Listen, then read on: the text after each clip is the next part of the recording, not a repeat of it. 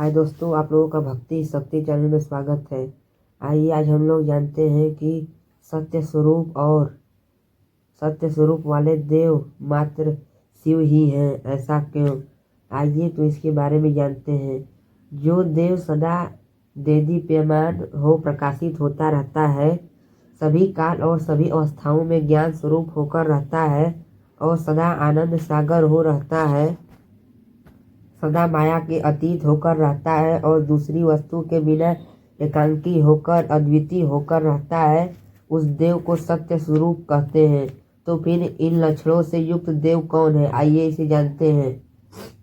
कह प्रसन्न करने पर शिव है, कह ज्ञानी और सर्वशास्त्र पारंगत कहे बिना नहीं रह सकते हैं। शिव ही सत्य है, शिव से भिन्न सब कुछ असत्य है। इसलिए जगत गुरु आदि शंकराचार्य ब्रह्मा सत्यम जगत मिथ्या कह बतलाया है कि इसलिए सुख रहस्योपनिषद ने कहा है, यो वेदादो स्वर प्रोक्तो वेदांते प्रतिष्ठित तथ्य प्रकृति लीनस्थ यह। वेदों से पहले स्थित देव, वेदों से प्रतिष्ठित देव समस्त लय होने के पश्चात स्थित हुए देव शिव मात्र ही हैं। कह बतलाया है कि हे आत्मस्वरूप ब्रह्मा विष्णु मिथ्या है और रुद्र महेश्वर मिथ्या है। अंततः शिव के साकार स्वरूप सदा शिव भी मिथ्या है। जो मिथ्या नहीं है, सत्य स्वरूप है, वे शिव ही है। यह सुनने से भक्तों को अच्छा नहीं लग सकता है, दुख भी हो सकता है, लेकिन वह नग्न है और नग्न ही सत्य है। इसलिए ऋग्वेद ने बतलाया है कि माँ चिदयंत विसंत सबायो महाविशतः।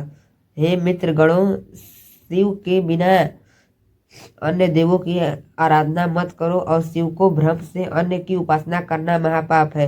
अतः इससे दूर हो जाना और निगूढ़ रहस्य को बतलाया है। हे आत्मस्वरूप, मिथ्या से तात्पर्य क्या है? एक काल से सृजित होकर दूसरे काल में अदृश्य हो जाने वाली ही मिथ्या है और सदा काल में न रहने वाली भी मिथ्या है। और ब्रह्मा देव जीवन काल में 4,60,000 इंद्र सृजित होकर अदृश्य होते हैं। और यह इंद्र सत्य है या मिथ्या आप भी कहेंगे। और इंद्र के विषय में वशिष्ठ महर्षि ने क्या कहा है, ये भी आइए सुनते हैं। किम नाम महेंद्रत्व या मुहूर्तम प्रजापते। महेंद्रत्व अल्प ही है क्योंकि वह ब्रह्मादेव एक मुहूर्त काल में नष्ट हो जाता है और विष्णु के काल में ब्रह्मा की सृष्टि होकर अदृश्य हो जाते हैं। इसी तरह से रुद्र के जीवन काल में 900 विष्णु का सृजन होकर अदृश्य हो जाते हैं। और ब्रह्मा महेंद्र सत्य है या मिथ्या?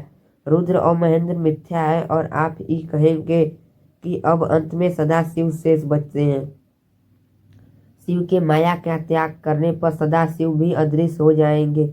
इसलिए वशिष्ठ महर्षि ने श्री रामचंद्र से कहा है कि ब्रह्मा रुद्र मरुत विष्णु सूर्यादि देवता पर्वत समुद्र द्वीपों और करोड़ों की संख्या में दिखाई देकर अदृश्य हो जाते हैं, यह कह बतलाया है। और माया से कोई भी देव संबंध बनाए रखने पर वह देव मिथ्या है कह अच्छी तरह से समझा जा सकता है। और ब्रह्मा विष्णु रुद्र महेश्वर सदा शिव और सभी देवताओं और समस्त जीव राशियाँ माया पड़ी हुई हैं, लेकिन माया रहित और मायातीत शिव मंत्र ही है। और अंततः शिव ही सत्य है और शिव में ही सब कुछ असत्य है।